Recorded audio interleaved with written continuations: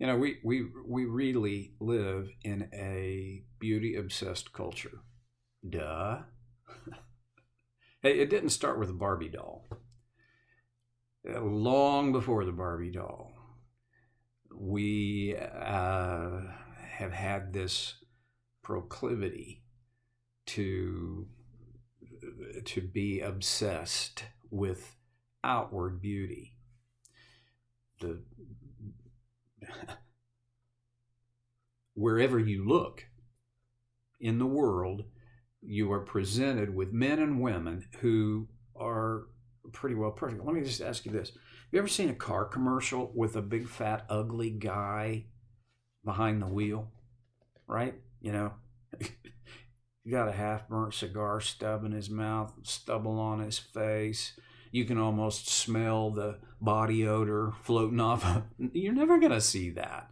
You don't see ugly women advertising anything, or ugly men for that fact. The series of ads that are, on one hand I laugh, on the other hand I kind of throw up in my mouth a little bit because it's so gross.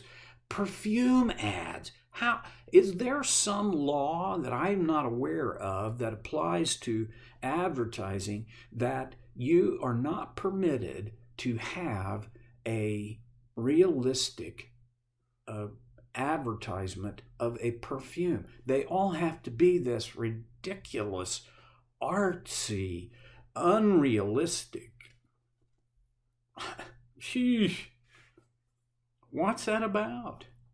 It's about the fact that somebody out there, and a lot of those somebodies have their offices on Madison Avenue in New York City, want to tell you what is beauty.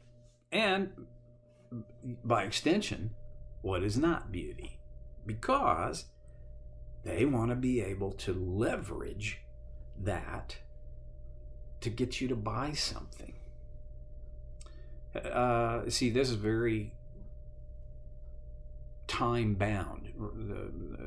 The advertising industry as an industry is relatively young. It was only in the 1990s that there ever was anything called advertisements.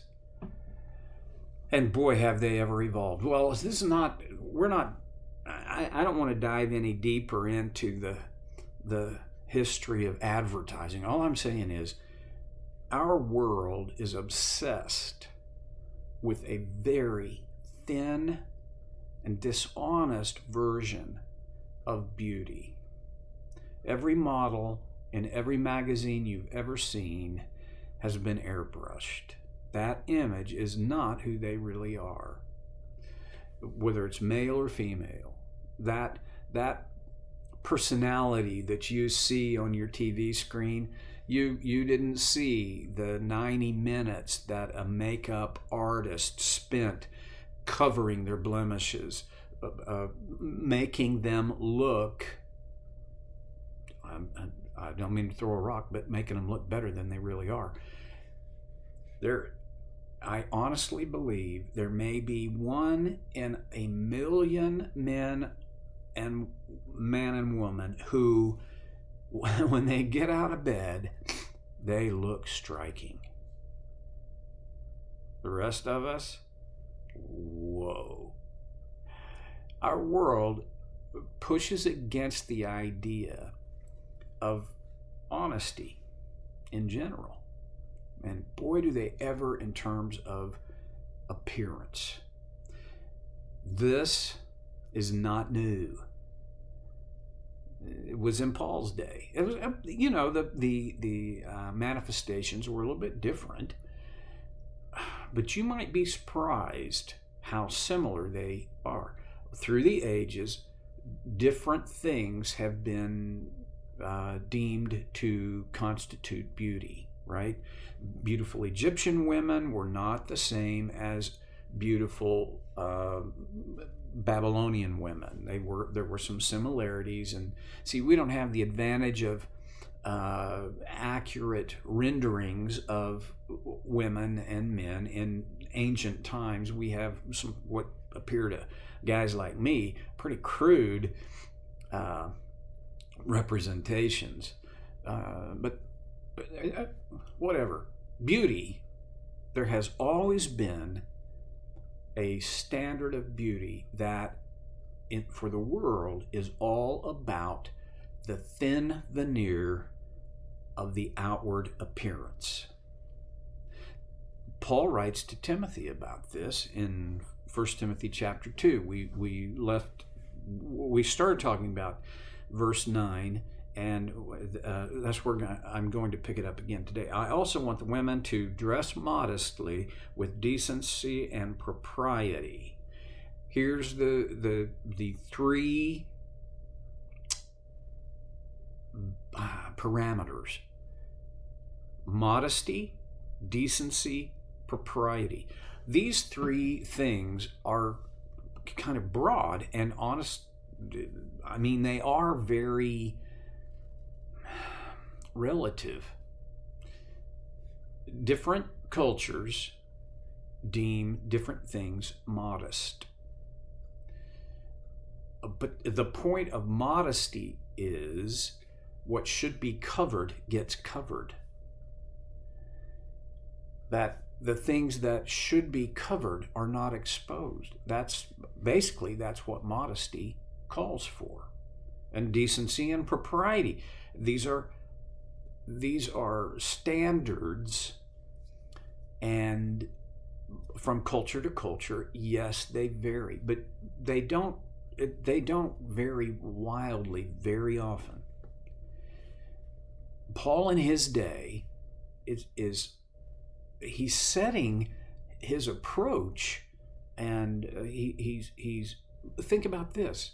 Paul could be talking about deep theological things here to Timothy, but he's addressing a very runway level concept, and that is physical appearance. When he goes on to say that they should dress modestly with decency and propriety, adorning themselves. Adorning has to do with presenting,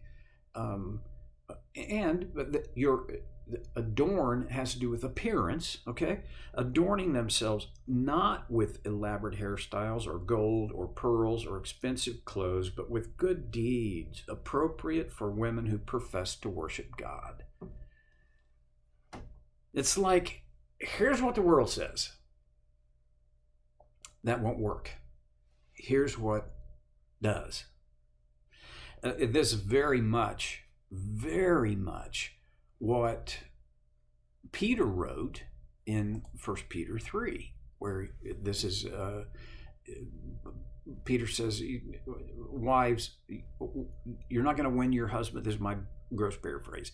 You're not going to win your husband over by beating him on the head and criticizing them and preaching to them, because men don't like that. Okay? Here's what will win them over in verse 2. When they see the purity and reverence of your lives, your example. And then he goes on, and now he begins to sound very much like what Paul just wrote to Timothy, or what we just read of what Paul wrote to Timothy. Your beauty should not come from outward adornment, such as elaborate hairstyles and the wearing of gold jewelry and fine clothes. Rather, it should be that of your inner self, the unfading beauty of a gentle and quiet spirit, which is of great worth in God's sight.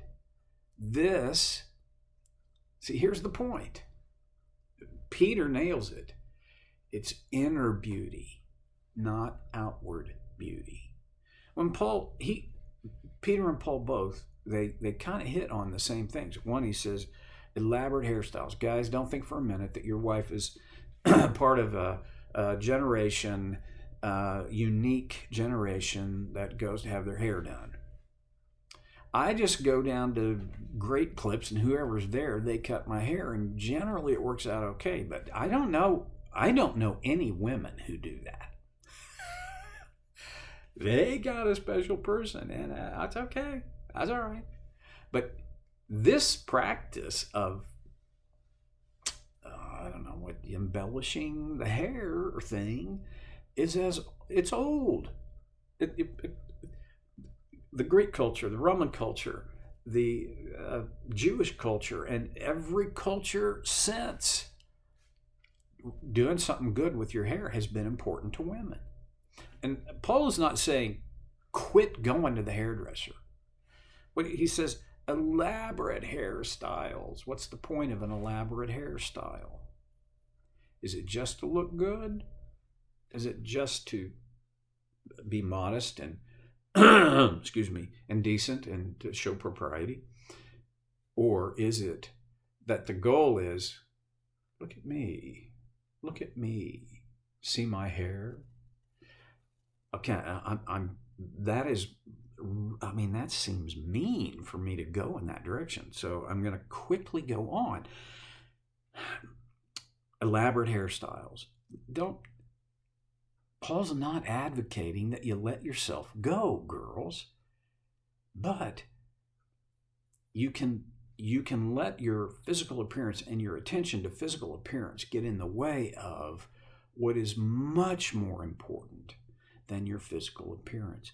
Not with elaborate hairstyles or gold or pearls or expensive clothing. See, I do not believe Paul's saying, don't go to a hairdresser, don't buy gold jewelry, don't wear pearls, don't buy expensive clothes. I don't think that's not where he's going. Where he's going with is the idea that don't replace the inner beauty that's appropriate and desirable for Christian women, Christ followers.